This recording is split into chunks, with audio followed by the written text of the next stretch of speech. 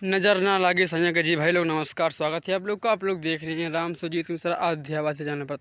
तो लोग भोजपुरी के trending standing power star Pramod प्रेमी यादव का फिर से एक गाना आ चुका है, जिस गाने का नाम, जिस गाने का टाइटल है नजर ना लागी संजय की, यानी कि भक्ति सॉन्ग है। इसमें कुछ भोजपुरी भी मिलाया गया। चलो करते हैं वीडियो को स्टार्ट।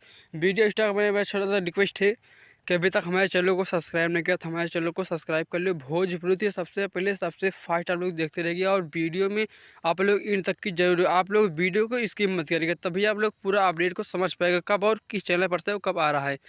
तो गीत दिया है विशाल भारती और संगीत से सजाया है आर्या शर्मा, स्वर है प्रमोद प्रेमी यादव का।